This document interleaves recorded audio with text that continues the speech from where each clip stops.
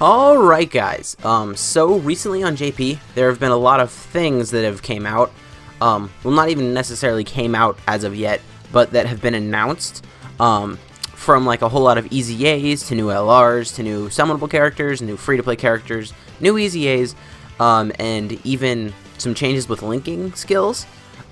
So today I'm just going to talk about all that. So we're going to start off by breaking down the two LR EZAs.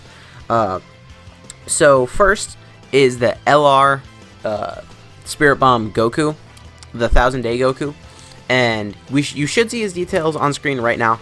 I'm just going to start off by saying he's insanely good, and now we're going to break him down. So his new leader skill is all types get 3 key, HP attack and defense 120%. That is an insanely good leader skill.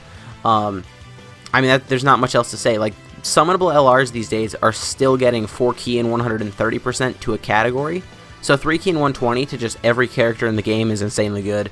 And then on 12 key super, he causes colossal damage to enemy and raises all allies attack by 20% for 2 turns. That is pretty good. And then on 18 key, he causes mega colossal damage to enemy and raises allies attack by 30% attack and defense, 30% for 1 turn. Okay, I didn't see that was and defense. That's why I was kind of caught off guard. So his passive now is kind of crazy, and they kind of memed with it a little bit. So he has the same start of turn attack buff, but he did also add defense, and now he has attack and defense plus 77% at the start of turn. And then he gets an additional 1 key, attack and defense, and crit chance plus 7% per key sphere obtained, as well as plus 7,777 HP. And then he also gets an additional defense plus 1,000 and attack plus 2,000, and those are for 1,000 turns from the start of battle and 2,000 turns from the start of battle, respectively. So if we just look, he grabs 1 orb, he gets 2 key, he gets 7% crit chance, 7% attack and defense, 7,777 HP, 1,000 defense, and then 2,000 attack. That is crazy. And one thing that you will notice here, his critical hit chance, it doesn't have a limit. So if you just get him like a full field of orbs, he's gonna have like a 90% chance to crit or something. What are there, like 24 orbs on the field? If you get all of them, I mean, that's gonna be crazy. So I mean, that's all I really have to say about LR 1000-day Goku.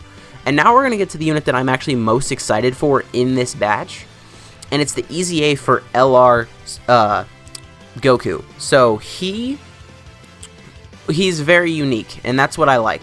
So his leader skill, he gives super class allies 4 key, HP attack and defense 90%, or extreme class key 3, HP attack and defense 70%. That's a fine leader skill, nothing crazy. I do think it's kind of funny though, because when he first came out, he was just a free-to-play version of STR Gogeta's leader skill, and now since him and STR Gogeta have both EZA'd, his leader skill is actually better than STR Gogeta's. I just think that's funny. But anyways, so on 12 key, he greatly raises attack and defense for 1 turn and causes mega colossal damage to enemy. That's kind of whatever. But on his 18 key, this is what kind of has me really excited. He causes mega colossal damage to enemy, critical hit chance plus 10% for all allies, and then he also gives all allies an additional 30% attack for 1 turn. And you might be thinking, oh, that's not great because he has to be run in the first slot. But if we look at his passive, he kind of already wants to be run in the first slot. So his passive, he gets attack and defense plus 59% just at the start of turn, which is not bad considering LR stats. And then he gets an additional 3 key and defense plus 59% as the first attacker in the turn. Then he gets an additional attack plus 59% when launching an ultra super attack. And all allies get 3 key when facing an extreme class enemy. So the reason I'm really excited about this Goku is because he brings 2 new mechanics into this game that we have never ever seen. On his 18 key super, where he gives the whole rotation 10% critical hit chance, I mean, that's like giving every single unit like 5 crit, like a 5 crit equipment or something. So that's like a big deal. And then also the all allies getting 3 key when facing an extreme class enemy. We've never seen that because that's going to activate mid-turn. So if you just had like a unit in the 3rd slot who was like, let's say they had 10 key, they were 3 key away from a super attack, after this guy attacks, if you're facing an extreme class enemy, they will just be automatically attacking. So I really like how they built this guy. They're trying different things, which is what they need to do. I'm just going to tell you right now, that's not what they did with Jiren at all. And that's like the main reason why I'm not a huge fan of Jiren. And I think Jiren's who we're going to talk about next. I kind of had this set up. Yep, Jiren's the one we're going to talk about next. So, Jiren is very, very good. There's no way to say Jiren is bad. So, I'm going to be dogging on him here. I think it's stupid to, like, rank units. Like, this is the best unit in the game. But if you want to do that, you can say Jiren is one of the best units in the game. It's just Jiren is a very unoriginal unit, and I have, like, theories of why. So his leader skill, he gives Universe 11 category 3 key and 170% stats, or Universal Survival Saga category 3 key and 150% stats. Another Universal Survival Saga, because we needed those, because we already had normal Jiren, we had Super Saiyan Blue Kaioken Goku, and we had Hit. So I'm really glad we got a new Universal Survival Saga lead. We needed one of those. On 12 key, he causes colossal damage and greatly lowers defense. Boring. On 18 key, he causes mega colossal damage to enemy and massively lowers defense. Boring. His passive, he gets attack and defense plus 200%. Okay? He gains key plus 1 for every hit received up to a max of 5 key. Attacks effective against all types if the enemy is in the defensive down or the attack down status.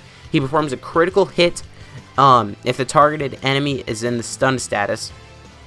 So, if you look at that, you're like, oh, he's crazy good. And I'm like, yeah, he's crazy good, but he's boring. And we're going to talk about why I think he's boring later. But he also has an active skill, which is able to be used once 5 attacks have been received. So after he gets like his full key from his own passive, that's when he can use his active skill, which gives him attack and defense plus 30% for 1 turn. He stuns all enemies and lowers all enemies' attack and defense by 30%. I think that active ability is actually really cool, because on top of the 30% attack and defense, it's really going to be more than 30% the way it's calculated, so that's really good. But stunning, lowering all enemies' attack and defense, it guarantees that Jiren is either going to be super effective against all types or critical hit the enemy on the turn when he uses his active skill. Because I think the only enemy in the game that is resistant to everything is the Super Saiyan 4 Gogeta Dokkan event. I think that's it.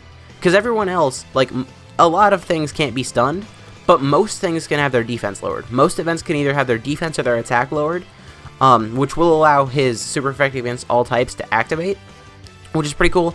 At least he has Supreme Warrior, not Supreme Power, Shocking Speed, Infighter, Godly Power, Tournament of Power, Fierce Battle, and Legendary Power. That's a fine link set. Tournament of Power is probably going to save him, really, because, I mean, Shocking Speed is a good link, but I would say it's better for extreme class units. In the categories, he's on Universe 11, Universal Survival Saga, Realm of Gods, and Full Power. So, of course, Realm of Gods is just getting another buff because they needed it. But here's why I think... So, a lot of people were surprised that Jiren wasn't, like, a new... Well, not a new, but he wasn't, like, a yearly anniversary unit or, like, a download celebration with UI Goku. And you know why that is? Because UI Goku's that hype. Jiren's not that hype. Like, if you look at the Twitter comments under, like, where they released, well, not released, but, like, they showed Jiren's info, it's just the JP players, like, so does this mean UI Goku's coming soon? Or, like, what? Like, a white-haired UI Goku, obviously. So people really didn't care about Jiren. They just wanted a Dokkan Fest LR mastered UI Goku, you know? So, and that's probably why they made him so obviously good. Like, there are a lot of units who are good, but it's like you can't really tell how good they are until you use them. They just gave him 200% attack and defense so that, like, even players that aren't that experienced with the game can be like, hey, that's a big number. He's probably good. I should summon, you know? Because if they made him a unit like, I don't know, a unit, like LR Broly, Chile, and Lemo, they're good, and they are built differently. If they made Jiren like them, Jiren would get summoned on significantly less, which I think is kind of sad, but whatever. So that's it for Jiren that I'm going to talk about. There's also Pride Troopers and Topo that are coming out alongside Jiren. And also, I guess we'll get to that in a second. So, they're very good. Their leader skill, they have Universe 11 or Special Pose category 3 key and 120% stats. Not bad, but I mean, both of those categories aren't good at all, so... I mean, the percentage buff isn't bad. The categories themselves are pretty bad. On super attack, they cause supreme damage to enemy and lower attack and defense. That is good because they're kind of meant to be ran next to Jiren. Jiren has a lot of best friends. I guess we'll get to that on the next slide. Well, it's not really a slide, but on the next units that we're breaking down, I guess. Their passive skill. They get attack and defense plus 110% at the start of turn.